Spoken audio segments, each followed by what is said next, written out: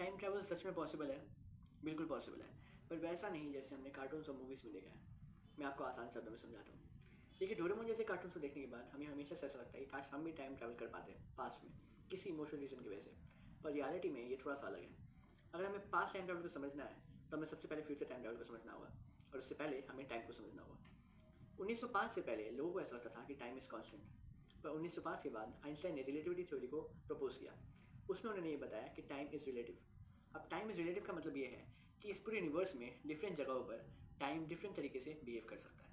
उन्होंने इस चीज़ के बारे में हमें टाइम डायलेशन के थ्रू समझाया। अब टाइम डायलेशन दो तरीके से पॉसिबल है। पहला स्पीड बेस्ड टाइम डायलेशन और दूसरा ग्रेविटी बेस्ड टाइम डायलेशन। इन दो तरीकों की वजह से ही हम फ्यूचर टाइम ट्रैवल को समझ पाते हैं। सबसे पहले हम स्पीड बेस्ड टाइम डायलेशन को समझते हैं। स्पीड बेस्ड टाइम डायलेशन में हमें ये बताया जाता है कि कोई भी एंटिटी जितना ही क्लोज जाता है स्पीड ऑफ लाइट के, उतना ही स्लो हो जाता है उसका टाइम। अब स्पीड ऑफ लाइट इस दुनिया का स्पीड लिमिट है। इस यूनिवर्स ने स्पीड ऑफ लाइट को मेंटेन करके रखने के लिए एक रूल बनाया है, जिसमें कोई भी एंटिटी जितना क्लोज जाने की कोशिश करता है स्पीड ऑफ लाइट के, उतना ही टाइम उसके लिए स्लो हो जाता है।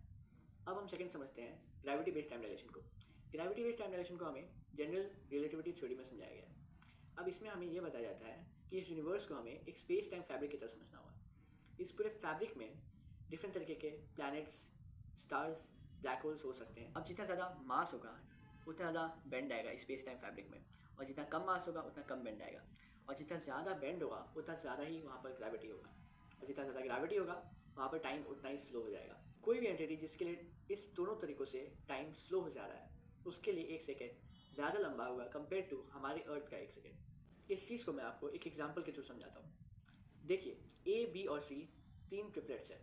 ए को हमने अर्थ पर ही रखा, बी को हमने 99.9% स्पीड ऑफ लाइट से एक रॉकेट पर भेज दिया, और सी को हमने किसी ब्लैक होल के किसी करीबी प्लैनेट पर रख दिया। अब बी और सी को हमने 1 घंटे के लिए उनके रिस्पेक्टिव जगहों पर वैसे ही छोड़ दिया। सबसे पहले अर्थ पर बी आता है।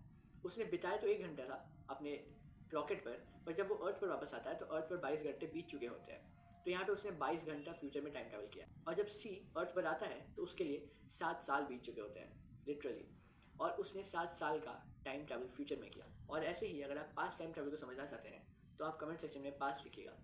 और साथ ही साथ आप मुझे ये भी ज़रूर बताइएगा कि अगर आपको एक मौका मिलता टाइम ट्रैवल करने का पास्ट में, तो आप किस रीज़न से कर रहे होते और आप क्या करते।